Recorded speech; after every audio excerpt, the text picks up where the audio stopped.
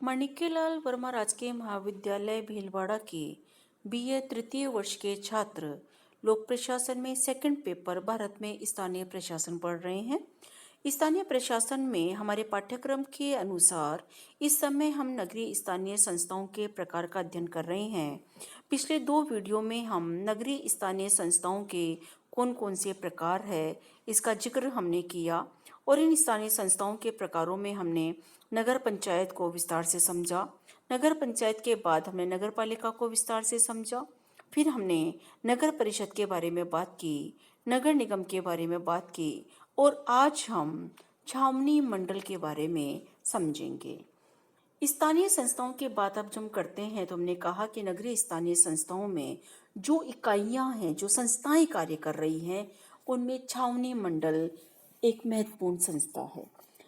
इस वीडियो में हम छावनी मंडल को विस्तार से समझेंगे। जैसा कि हम पिछले वीडियो में बात कर रहे थे, जब हम नगर निगम समझ रहे थे कि नगर निगम हमारे पाठ्यक्रम में अलग से भी दिया हुआ है और नगर निगम पर हमारा 1-2 वीडियो और बनेंगे, उसको हम विस्तार से वहां एक बार फिर से समझेंगे। लेकिन छावनी मंडल हमको यही समझना है। छावनी मंडल पर अलग से हमारे पास कोई और टॉपिक हमारे सिलेबस का भाग नहीं है और छावनी मंडल पर कोई बड़ा प्रश्न भी नहीं बनता है, लेकिन एक छोटा प्रश्न बनता है और छावनी मंडल पर टिप्पणी पूछी जा सकती है। साथ में आपको छावनी मंडल के बारे में जानकारी होनी भी चाहिए। तो छावनी मंडल के लिए हमने एक अलग से वीडियो को इसलिए चुना ताकि आप छावनी मंडल को बहुत तसल्ली से और विस्तार से समझ सकें। सबसे पहले हम देखें कि छावनी शब्द का अर्थ क्या है। जब हम छावनी शब्द का प्रयोग करते हैं तो आपने वैसे तो सामान्यतः आपने छावनी शब्द सुना ही होगा।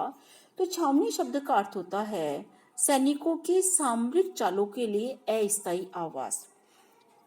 पहले छावनी शब्द का प्रयोग वहां होता था जहां सैनिक युद्धाभ्यास करते थे, सीखते थे और अस्थायी रूप से कहीं जाकर बस रहे हैं, युद्धाभ्यास कर रहे हैं, उसको हम छावनी कहते हैं। भारत में इस शब्द का प्रयोग सैनिकों के स्थायी ठिकानों के लिए किया जाता है। ये तो शब्द अर्थ था, छावनी शब्द का अर्थ था कि सैनिकों के सामरिक चालों के लिए जो अस्थायी आवास बनाया जाता था, कहाँ? ब्रिटेन में विशेष रूप से, क्योंकि हमारे प्रशासन पर ब्रिटिश प्रशासन की बहुत छाप है, बहुत प्रभाव है। बाद में भारत में इस शब्द का प्रयोग सैनिकों के स्थायी ठिकानों के लिए किया जाने लगा। एक सामान्य सी बात है कि किसी भी स्थान विशेष पर सैनिक अगर रहने लगते हैं तो उनके दैनिक आवश्यकताओं के लिए असैनिक जनसंख्या भी वहां रहने लगती है। जब भारत में किसी स्थान पर सैनिक रहने लगे तो सैनिकों की आवश्यकताओं की पूर्ति के लिए असैनिक जनसंख्या भी वहां बसने लगी। अब ये असैनिक जनसंख्या का क्या है? वो लोग जो सैनिकों की आवश्यकताएं पूरी कर रहे हैं, जैसे किसान है, जैसे डेयरी प्रोडक्ट्स है, दूध भी चाहिए सैनिकों को, तो गाय भैंस पालने लगे लोग और दूध की सप्लाई करने लग गए हैं। फिर धीरे धीरे और आवश्यकताएं, आप दैनिक जीवन की आवश्यकताओं को सोचते रहिए और उनकी सेवा प्रदाताओं के बारे में सोचते रहिए। वो सब उस छावनी में रहने लगे। छावनी पहले कौन रह रहा था? केवल सैनिक रह रहे थे। अब सैनिकों की जरूरत पूरी करने के लिए कोई किराना वाला भी वहां खुल गया है, कोई डेयरी प्रोडक्ट्स भी बेचने वाला खुल गया है, गाय भैंस भी पलने लगी है। अब कोई गाय भैंस पालने वाला, उनका दूध निकाल कर बेचने वाला वहां रह रहा है, तो उसका परिवार भी वहां शिफ्ट हो गया है। और ऐसे करते करते धीरे धीरे छावनी की जनसंख्या बढ़ने लगी। जब छावनी की जनसंख्या बढ़ने लगी तो फिर जरूरत हुई कि उस क्षेत्र विशेष जिसको हम छावनी कह रहे हैं, उसके प्रशासन को चलाने की।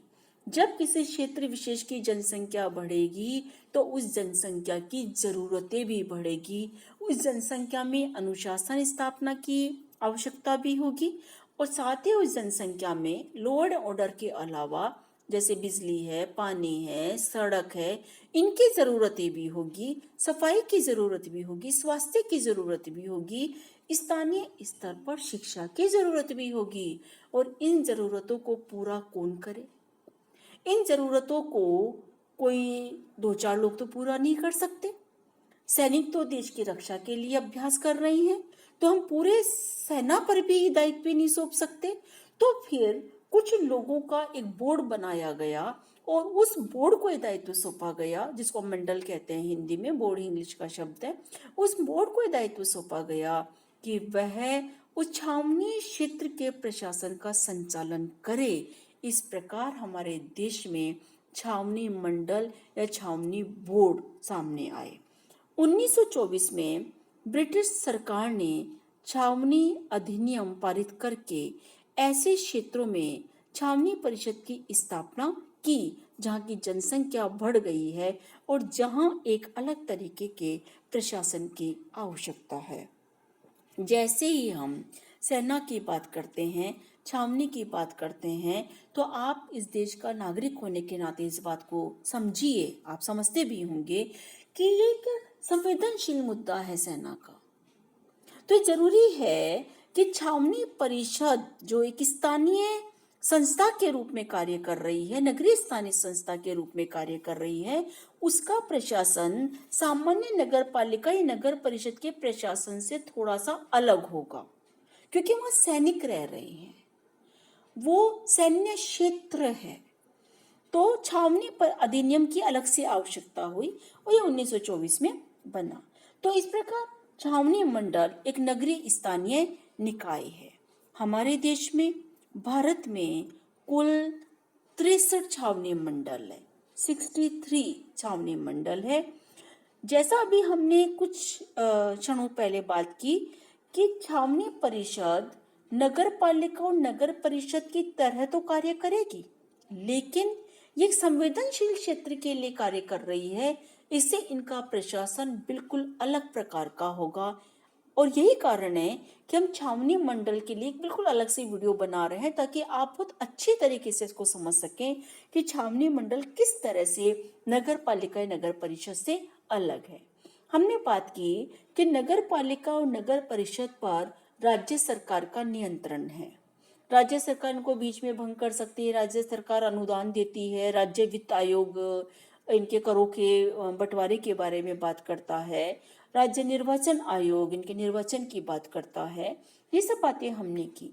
छावनी मंडल पर, छावनी परिषद पर यह बात लागू नहीं होती। छावनी मंडल पर केंद्र सरकार का सीधा नियंत्रण है। भारत में जो 63 छावनी मंडल बने हुए हैं, ये अलग अलग राज्यों में बने हुए हैं, लेकिन अलग अलग राज्यों में बने होने के उपरांत भी इन पर राज्य सरकार का नियंत्रण नहीं है, केंद्र सरकार का नियंत्रण है। और केंद्र सरकार का प्रतिरक्षा मंत्रालय इनको नियंत्रित करता है। देश की सुरक्षा के लिए प्रतिरक्षा मंत्रालय, रक्षा मंत्रालय कह दीजिए, रक्षा मंत्रालय उत्तरदायी है। अतः छावनी मंडल पर रक्षा मंत्रालय का सीधा नियंत्रण है। ये एक बात हुई जो छावनी मंडल को अन्य नगरीय स्थानीय संस्थाओं से पृथक करती है। छावनी मंडल के बारे में हम आगे बात करें तो छावनी मंडल की 3 श्रेणियां होती है। जैसे हमने नगर पालिका के बारे में बात की थी कि नगर पालिका जनसंख्या के आधार पर 3 श्रेणियों में होती है, वैसे छावनी मंडल की भी 3 श्रेणियां होती है। प्रथम श्रेणी में वह छावनियां होती हैं जिनकी असैनिक जनसंख्या 10,000 से अधिक हो। ध्यान दीजिए, असैनिक जनसंख्या। असैनिक जनसंख्या का मतलब हुआ कि उस क्षेत्र में रहने वाले सैनिकों को हम नहीं गिन रहे हैं, बल्कि सैनिकों के अलावा जो लोग रह रहे हैं उनकी संख्या 10,000 से अधिक हो। द्वितीय श्रेणी की, सेकंड कैटेगरी की जो छावनियां हैं, वह छावनियां हैं जिनमें असैनिक जनसंख्या 2,500 से 10,000 के बीच में हो। 10,000 से ज्यादा और 2,500 से 10,000 के बीच में हो। और थर्ड कैटेगरी, तृतीय श्रेणी की छावनियां वे हैं जिनमें असैनिक जनसंख्या 2,500 से भी कम हो। इस प्रकार 3 जनसंख्या के आधार पर छावनियों को, छावनी मंडल को 3 श्रेणियों में बांट दिया गया। वो छोटी सी बात है, आपको जनसंख्या के आंकड़े ध्यान में रखने हैं। प्रथम श्रेणी की जो छावनी है उसमें उसकी संरचना, उसमें इस प्रकार के सदस्य होते हैं। उन सदस्यों के बारे में हम बात करें, सबसे पहले इस छावनी में होता है केंद्र सरकार का ऑफिसर कमांडिंग। केंद्र सरकार का ऑफिसर कमांडिंग यह पदेन अध्यक्ष होता है जिसे निर्णायक मत देने का हक होता है। केंद्र मतलब आर्मी का जो कमांडिंग ऑफिसर होगा वही इस पद का अध्यक्ष होगा, केंद्र सरकार का कमांडिंग ऑफिसर होगा, केंद्र आर्मी ऑफिसर होगा। असैनिक जनसंख्या में से अध्यक्ष नहीं बन सकता, ये ध्यान में रखिए। अध्यक्ष जो होगा वह अध्यक्ष सैनिक अधिकारी ही होगा और ये सैनिक अधिकारी को ये हक होगा कि जब कभी भी छावनी मंडल की मीटिंग्स होती है और अगर कभी किसी प्रस्ताव पर 50-50% मत मिलते हैं, किसी के पक्ष में भी 50% मत मिले और उस प्रस्ताव के विपक्ष में भी 50% मत मिले, तो ये जो अध्यक्ष होगा, जो ऑफिसर कमांडिंग आर्मी का, ये वोट देगा और ये जिस पक्ष में या विपक्ष में वोट देगा वो निर्णायक मत माना जाएगा। ये एक विशेष बात हुई जो छावनी मंडल में है। इसके अलावा इस छावनी मंडल की संरचना में प्रथम श्रेणी का मजिस्ट्रेट, आप जानते हैं कि प्रथम श्रेणी के मजिस्ट्रेट होते हैं हर जगह, तो प्रथम श्रेणी का एक मजिस्ट्रेट छावनी मंडल का सदस्य होगा और ये प्रथम श्रेणी का मजिस्ट्रेट कौन होगा? जिसको कलेक्टर नॉमिनेट करेगा। कलेक्टर द्वारा नॉमिनेशन इसका होगा। इसके अतिरिक्त ये सब बातें आपको याद रखनी है, इसमें समझने वाली कोई विशेष बात नहीं है। आपको ये अधिकारियों के नाम याद रखना है कि छावनी मंडल में कौन कौन सदस्य होंगे। इसके अलावा एक स्वास्थ्य अधिकारी होगा जो छावनी मंडल का सदस्य होगा। फिर एक कार्यकारी अभियंता होगा, एग्जीक्यूटिव इंजीनियर जिसको हम कहते हैं, इंजीनियर होगा जो छावनी मंडल का सदस्य होगा। इसके अतिरिक्त जो ऑफिसर कमांडिंग है केंद्र सरकार द्वारा, उसके द्वारा मनोनीत किए गए 4 सैन्य अधिकारी होंगे। 4 सैन्य अधिकारी, सेना से अधिकारी, उनको मनोनीत किया जाएगा छावनी मंडल के द्वारा और मनोनीत करने का अधिकार होगा ऑफिसर कमांडिंग को। उस छावनी की यूनिट का जो कमांडिंग ऑफिसर है उसको ये अधिकार है कि वो 4 सैनिकों को, सैन्य अधिकारियों को छावनी मंडल में मनोनीत कर दे। फिर जो असैनिक जनसंख्या है, जो जनता है, उसमें निर्वाचन होगा और 7 सदस्यों को निर्वाचित किया जाएगा। निर्वाचन का तरीका वही होगा कि जो वयस्क होंगे, जिनको मताधिकार प्राप्त है, वो अपने वोट का प्रयोग करेंगे। प्रत्यक्ष रूप से निर्वाचन होगा और इस निर्वाचन में 7 सदस्यों को छावनी मंडल का सदस्य बनाया जाएगा। तो जो पदेन सदस्य हैं, पदेन सदस्य छावनी मंडल का सदस्य तब तक बना रहता है जब तक कि वह अपने पद पर है। हमने बात की कि 4 सैन्य अधिकारियों को मनोनीत किया गया, तो ये कमांडिंग ऑफिसर पर निर्भर करेगा कि किन 4 सैन्य अधिकारियों को मनोनीत करता है। पर जो कमांडिंग ऑफिसर है, वो कमांडिंग ऑफिसर तब तक अपने पद पर बना रहेगा जब तक कि वह कमांडिंग ऑफिसर भी है, तब तक वह छावनी मंडल का भी अध्यक्ष बना रहेगा। तो बाकी जो निर्वाचित सदस्य हैं, जो 7 सदस्यों की हम बात कर रहे हैं, ये 7 सदस्य 3 वर्ष के लिए निर्वाचित होते हैं। 3 वर्ष के बाद इनका कार्यकाल समाप्त हो जाता है और दूसरे अन्य नए सदस्यों का निर्वाचन होता है।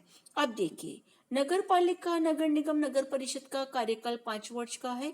वहाँ निर्वाचित सदस्य 5 वर्ष के लिए होते हैं, किंतु छावनी मंडल में निर्वाचित सदस्य केवल 3 वर्ष के लिए होते हैं। हम बार बार अपने राज्य राजस्थान का उदाहरण देते हैं। हम यहाँ भी राजस्थान का उदाहरण लेंगे कि राजस्थान में केवल एक छावनी मंडल है। इस समय हम भीलवाड़ा में अध्ययन कर रहे हैं, तो भीलवाड़ा के पास में अजमेर जिले में नसीराबाद में ये छावनी मंडल है। आप सब विद्यार्थी इस बात से परिचित हैं कि नसीराबाद में छावनी मंडल है, तो राजस्थान में एक है। तो जो भारत में 63 छावनी मंडल बने हुए हैं, उनमें से एक राजस्थान में है। छावनी मंडल के कार्यों के बारे में हम बात करें तो छावनी मंडल के कार्य वैसे ही हैं जैसे अन्य स्थानीय संस्थाएं कार्य करती हैं। फिर भी हम इसके कार्यों को अनिवार्य कार्य और ऐच्छिक कार्यों में विभक्त कर सकते हैं। अनिवार्य कार्यों में जैसे सार्वजनिक स्थलों में प्रकाश की व्यवस्था करना, साफ सफाई की व्यवस्था करना, सुरक्षा की व्यवस्था करना, स्वास्थ्य की व्यवस्था करना, सड़कों के किनारे वृक्ष लगवाना, शुद्ध पेयजल की व्यवस्था करना, जन्म और मृत्यु का पंजीकरण करना, टीकाकरण करना, प्राथमिक पाठशालाओं की स्थापना करना, अग्नि से बचाव करना। याद कर लीजिए, इन सारे कार्यों को प्रत्येक स्थानीय संस्था ये कार्य करते ही, ये अनिवार्य कार्य है जो स्थानीय संस्थाओं को करना ही होता है। कुछ ऐच्छिक कार्य भी होते हैं, जैसे छावनी मंडल के बारे में भी अब हम बात कर रहे हैं। ऐच्छिक कार्यों में जैसे तालाबों कुओं का निर्माण करवाना, अस्वास्थ्यकर स्थानों को निवास योग्य बनाना, मतलब ऐसी जगह है जहां रहने से जनता के स्वास्थ्य को खतरा हो सकता है, तो उस समस्या का समाधान करना, जनगणना करना, सर्वेक्षण करना, महामारियों के फैलने पर राहत कार्य चलाना, बिजली का प्रबंध करना और सार्वजनिक परिवहन की व्यवस्था करना, ये छावनी मंडल के ऐच्छिक कार्यों में शामिल किए गए हैं। तो इस प्रकार छावनी मंडल का जो ये एक टॉपिक है, ये हम इस वीडियो में पूरी तरह से समझ चुके हैं। आप किताबों में पढ़िए। किसी भी प्रकार की अगर समस्या हो तो आप हमसे कभी भी संपर्क करके इस विषय पर बात कर सकते हैं।